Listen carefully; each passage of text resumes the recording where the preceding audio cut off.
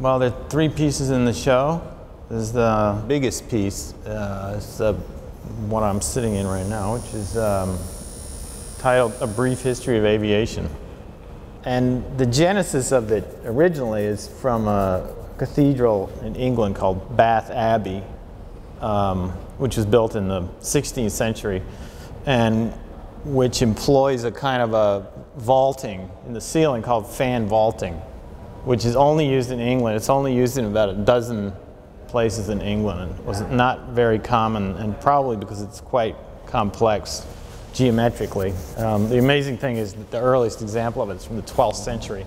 It's kind of hard to believe that somebody actually built something that's shaped like that and got it to stand up. So I had a photo of this cathedral ceiling. It's the nave of this cathedral, and I had turned the photo on its side, and I just got very interested in that shape. And then when I came to do this show here, I kept looking at these beautiful trusses in the ceiling, and something about that, and also the fact that this room is kind of square. The section this way is almost like a square.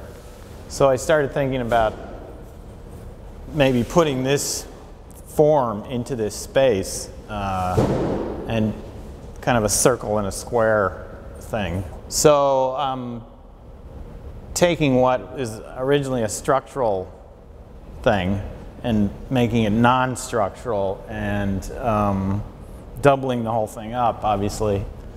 And the whole piece is built out of the same materials that they used to build ultralight aircraft. So the ribs are foam core with the fiberglass skin on them, which makes the foam very stiff. So these ribs are very, very rigid.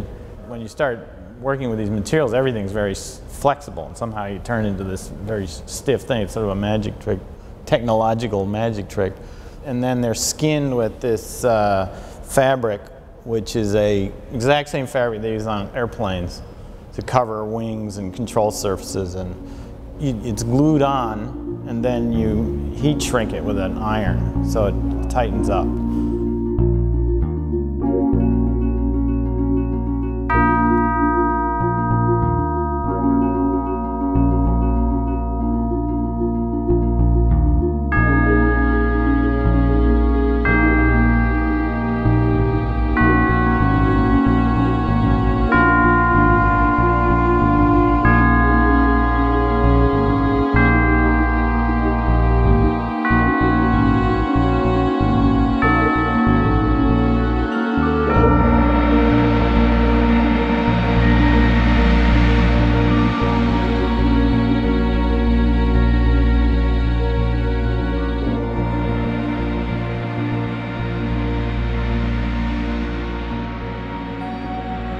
So my idea partly was to bring that kind of space like out of a real religious context into just a normal context and see what it would do. Because you go into a cathedral like that and it's very awe-inspiring, but it's got this very heavy religious overtone. So I was kind of interested in just taking the whole space out of that context and seeing if it would sort of do the same thing somewhere else and made out of completely different kind of materials. So it's kind of displaced in space and time both. And there are definitely things I would have done differently if I had to do it over again. There's things I would have made stiffer. I'd like to take this, after this show, I'd like to try and put it somewhere else. And to do that, it'll have to be reconfigured almost certainly, because this is made to fit this width, and it actually relies on the walls for some of its structure. It's pushing out on the walls.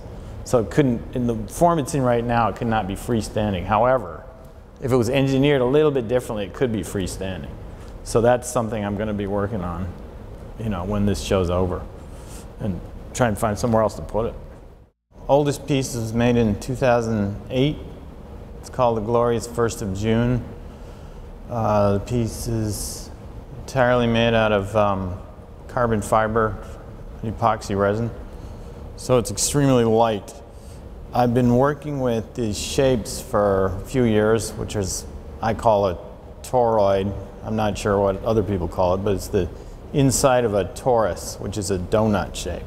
So the middle of it is this, what's known as a hyperbolic surface, which curves two different directions at the same time. I use it as a kind of the negative space almost, so that the actual piece itself kind of walks on this borderline between being an object and being a spatial delineator kind of thing. The third piece in the show is this orange piece on the wall behind me, which doesn't quite directly relate to these other two pieces. The other piece does not, however, it is generated from circles and squares, so it relates to the big piece pretty closely. It's three waves that overlap, that intersect, and the interest of the piece is in the weird things that happen where the intersections are, and the sort of unpredictable things that happen. So it's, I suppose, about life. And in the way, you go through it and you do something here, and then that leads to various other things happening, and then that may collide with something else, and if you'd done something else, it would have had a different outcome. So it relates to that. To me, it relates a lot to that. It's just interesting to watch what happens to these ripples and the things that get generated out of it. If I did it again, I would make it stiffer. There's certain parts of it that I would beef up quite a bit and make more rigid. It's caused some problems, but nothing that serious. So.